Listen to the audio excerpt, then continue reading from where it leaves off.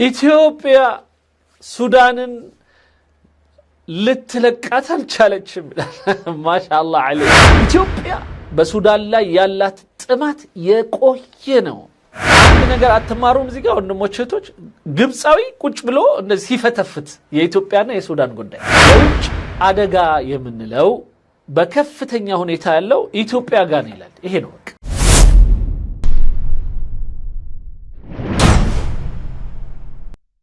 تتعرض السودان لمخاطر كبرى.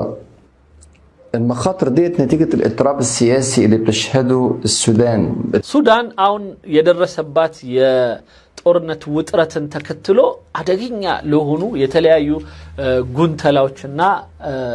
ሴራዎች እየተዳረገች ነው ይላል። اضطراب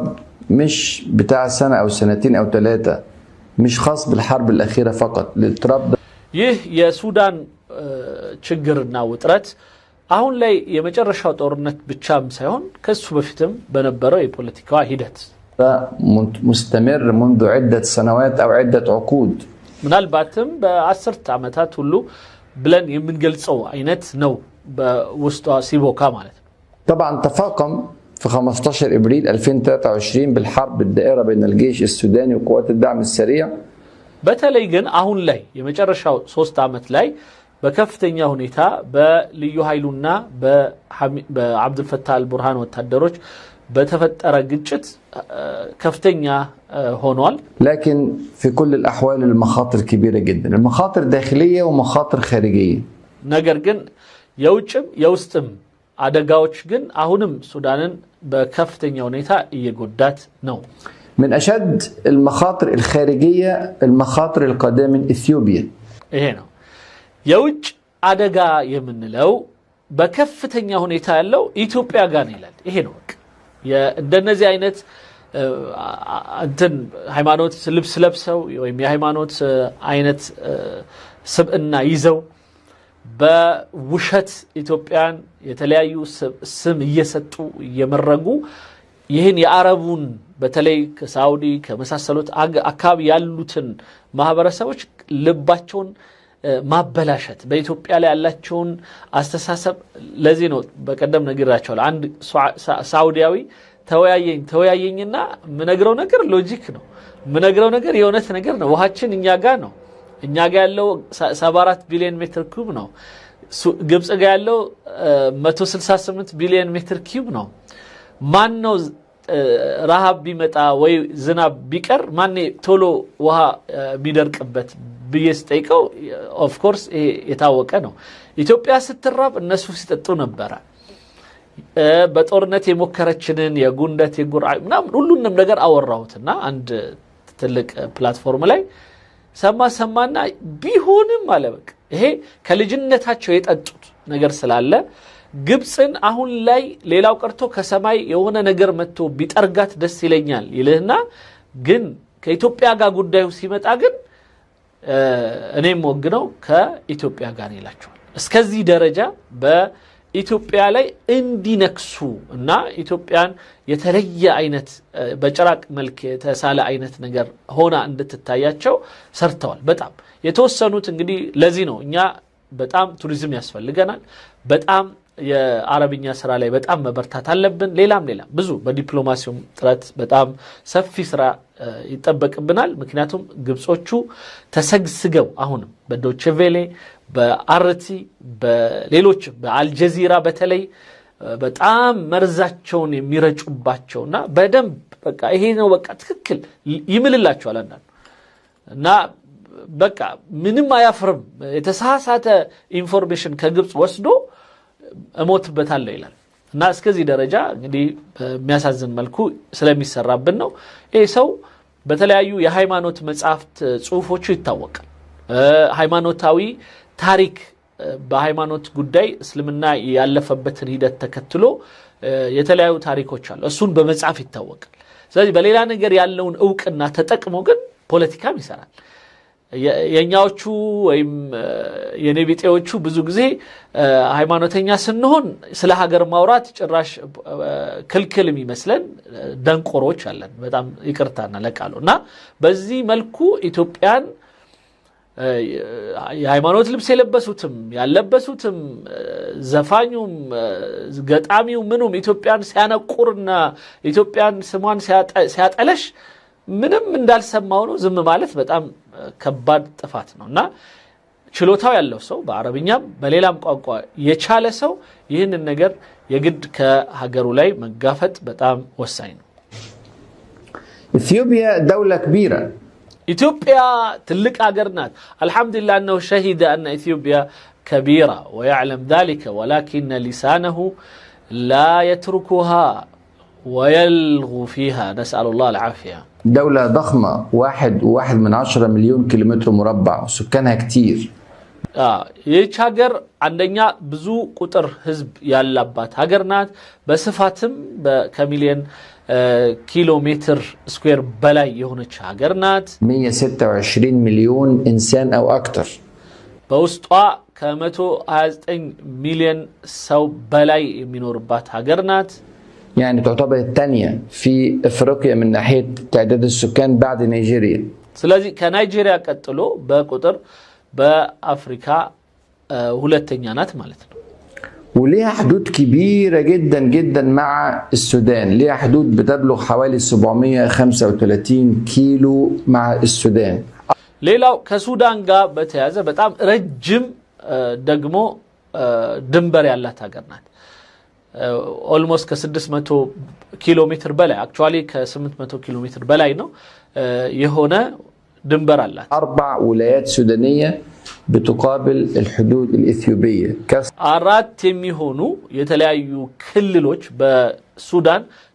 ኢትዮጵያን ያዋስናሉ የሱዳን ክልሎች ሆነው ማለት ነው والقضارف وسنار والنيل الأزرق قضارف سنار أولياء جبل أولياء ميلوت ليلوتشم እና ፈሸጋ وأثيوبيا مش سايبة السودان في حاله ኢትዮጵያ ሱዳንን لتلقات الچالچم ما شاء الله عليك يا كذاب يعني ابو لحيه وكذاب نسال الله العافيه عندما يكون الانسان يعني سبحان الله متعصب ومتعجرف وفي نفس الوقت عنتري بغيض لإثيوبيا التي استقبلت الصحابة رضي الله عنهم التي وصفها النبي صلى الله عليه وسلم ببلد صدق أرض صدق وقال عنها النبي صلى الله عليه وسلم اذهبوا إلى الحبشة فإن بها ملكا لا يظلم عنده أحد فإذا به تجد مثل هؤلاء المتقمصين لمظهر ديني لكنهم من حقدهم ومن بغضهم البغيض الذي يحملونه لأثيوبيا يجعلهم يتقولون بمثل هذه الأقاويل الكاذبة أنا إثيوبيا لسودان بتأب أدقينا يونج هاجرنات إلى أثيوبيا أطماعها في السودان قديمة جدا جدا إثيوبيا بسودان لا يالات تمات يكوينو وماذا عن مصر يا حبيبي شلتم حلايب وشلاتين وحكمتم مصر كذا سنوات عديدة ثم بعد ذلك تأتي الآن تتحدث لأطباع إثيوبيا يا خبيث بتام ميقرمين يا جبس سودان almost بباري النت ويم لك بكيني جزات ملكو በሺዎች የሚቆጠር አመት በመቶዎች የሚቆጠር አመት ስትይዛት ነበር ያው ከሌሎች ጋር ሆና ማለት ነው ቀጥረኛ ሆና ከእንግሊዝ ጋር ከምናም كانت عبيد طبعا لبريطانيا وفرنسا وكذا ثم يعني تظن أنها تحكم السودان وهي أصلا هي عبيد لبريطانيا مصر كانت عبيد لبريطانيا ولكن في نفس الوقت تجعلها تستثمر وتستعبد أيضا وتحكم السودان نا سودانن እንዲፈርዱ ሱዳንን ውስጥ አንዳንዴ ተላላኪ ሆነው እንዲሰሩ እንግሊዞች ቦታ ይሰጧቸው ነበር እነሱን አሰልጥነው ወስደው ሱዳን ላይ ደግሞ አንዳንድ ነገር እንዲሰሩ ያደርጓቸው ነበር በዚህ የተነሳ ሱዳንን ያው የበላይ ሆኖ ሲገዟት ነው ሐላይብ ሸላት የሚባሉትን ቦታዎች ሁሉ ወስደውባቸዋል እንደዚህ አይነቱ የግብጽ طمع يعني من مالتنا بتام لك لكت يلش طمات ترستو إثيوبيا لها أطماع كبير في السودان إلى شوال فالسودان بتأم هايلين هنا تأمات اللبات لها من أيام منلك الثاني أواخر كداغماوي منلك جمرو القرن التاسع عشر إمبراطور يا مالت بأسرة تنينياو سنشري الإثيوبي كان ليه أطماع كبيرة جدا في السودان كان عايز ياخد ولاية القضارف كلها لحد الخرطوم ሌላው ቀርቶ ከቀዳሪፍ ጀምሮ እስከ ካርቱም ድረስ ጠቅልሎ ሊወስዳት ይፈልግ ነበር لولا ان هو اصطدم باطماع الانجليز ساعتها كانوا محتلين السودان ነገር ግን ከእንግሊዝ ፍላጎት ጋር ደግሞ ተላተመና እንግሊዞችም ሱዳን ላይ ፍላጎት ስለነበራቸው በሁለቱ መካከል ያው በስምምነት ተለያዩ ማለት ነው ይኑሰድ والاثنين اختلفوا مع بعض وبعد كده رسموا الحدود እና ሁለቱ ልዩነታቸውን ድንበር በማስመር ከዛ በኋላ ፈቱት ይላል هكذا اثيوبيا مع انجليز يعني تتفاوض تتقاسم هذا الحمد لله انه يعلم قدر اثيوبيا في ذلك الوقت كانت مصر مستعمرة عبيد لهؤلاء وما من دولة مستعمرة إلا واستعمرت مصر اذكر اسم مستعمر إلا وتجد في قائمة استعماراتها مصر هكذا يعني بدأ مياسازينو نجر بوقت إثيوبيان اندزيه تلك النتوان سيمسكر بس طولنهم انجليزنا إثيوبيان نبرو دردر وجي كجبس قال نبر ممكناتهم جبس بوقتو بانجليز سر تنبرككا ستسرى ينبرج يدنسو توطع نبرج ما بين الفريقين سنة 1902 برعاية إيطالية والإنجليز كانوا كرمة جدا مع إثيوبيا أعطوها أجزاء من السودان إنجليزوج بتأم دقس لنبرو ما شاء الله إنجليزوج بتأم دقس لنبرو كسودان مريت قرط أو قرص أو سطوات إلى بدون أي دلائل تاريخية تثبت أن هذه المناطق تابعة لإثيوبيا እና ምንም አይነት ታሪካዊ መረጃና ማስረጃ ሳይኖር ይህ ጉዳይ ለኢትዮጵያ ነው የሚል ምንም አይነት የሚያሳይ ነገር በሌለበት ሁኔታ እንግሊዝ በደግነቷ ለኢትዮጵያ ሰጠቻት لكن في النهاية رسموا الحدود يعني على سبيل ዋናው እንትኑን ምንድነው ይባለው ድንበሩን ግን አስምረውታል ረሰሙ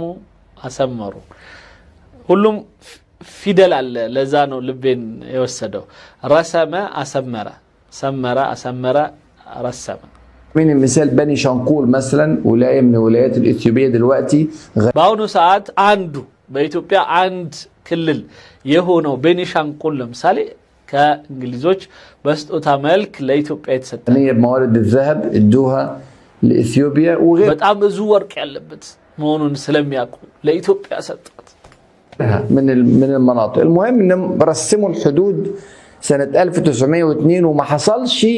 في أثناء هذه السنوات الطويلة اللي عدت أكثر من 100 سنة أي اعتراض إثيوبي على الحدود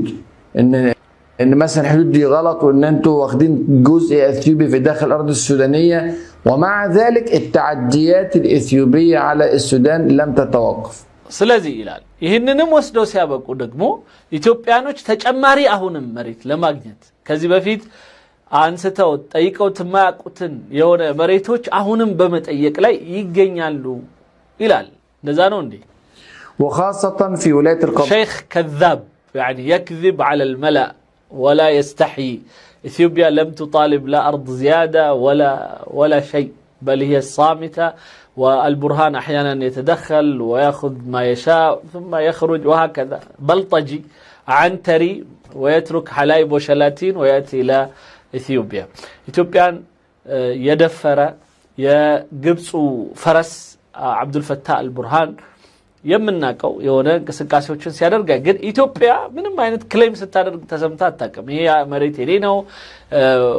ወይም ይሄን መሬት ኢቭን ተወስዶብኛል ላስመልስ እንኳን ስትል አትገኝ ይሄ ቦታ በልዩነት ተይዞ ነገ ከነጎዳ በትክክለኛ ተረጋግተን ተወያይተን ልናገኘው የምንችል ነገር ነው ብላ ነው ዝም ያለችው እስካሁን ኢትዮጵያ ظرف وخاصة في إقليم الفشقة والإقليم በተለይ ፈሸጋ የሚባለው كل اللي إقليم زراعي خطير جدا جدا. بتأم دمو يرشا بوتانو ما شاء الله. يعني السودان ما وجدت أرض زراع إلا في هذا، يعني مع أن كبر السودان ما شاء الله. السودان من يهل تلك اندونة شولاتشن مناقالن جن عيناتشو يالو جن فشقا من بالو بوتالينو ما شاء الله. في حوالي 2 مليون فدان من الأراضي الخصبة. مكنياتو ملنا يه فشقا من بالو أكبابي لاي ودا عند 1,000,000 هكتار يميدرس بتأم يميقرمي هنا لارشا متشونة بوتا سلالنا. وده يعني للأسف الشديد بتستبيحه أثيوبيا بشكل رهيب جدا من سنة 57. نجرجن أون لاي إثيوبيا كامسا سبات جزيج كامسا سبات بفرنجو شو أقطع جمرو اسكاون درس متتكمو الصانات. وهم بيدخلوا ويخرجوا يدخلوا عمليات عسكرية وتعديات على السودان. عند فلقوا يقبلوا عند بوتادر عند ببادو قبتوا أرسوا يوتقلوا يراسة أرجو كده يخرجوا وهكذا من ساعة هذه الفترة والموضوع ده شغال. دلوقتي السودان بتتهم إثيوبيا بأن هي شاركت في قصف مطار الخرطوم بالاشتراك مع الإمارات. አሁን ላይ ኢትዮጵያ ሌላው ከምትታማበት ነገር አንዱ ይልና የኢትዮጵያው ወታደር በድሮን የሱዳንን ምንድነው ስሙ ኤርፖርት መጥቷል ይላል። ለኢትዮጵያ اذا كان على اثيوبيا حدث ولا حرج يتحدث وكأنه صادق عندما يذكر إمارات يقول لك يعني قالوا وقالوا، لأن يا إمارات سيون انديم بلوال انديم تبلوال إلهال إمارات في اللي في مقافة إسلامية لأنه يهتم ببطنه، ولأن إمارات تستثمر في مصر ولا يريد أن يقول شيء عنها لأنه يخاف، همتهم بطونهم كما قال النبي صلى الله عليه وسلم في يعني تقرير السوداني المسيرات للإمارات والضربة من أرض إثيوبيا، لكن لا يريد أن يفصح بهذا. نزي أين تساو إياوك انتنو درونو ويم جتو يا كارتوم لا يتكسو يتبالو يا إمارات نو يتبالو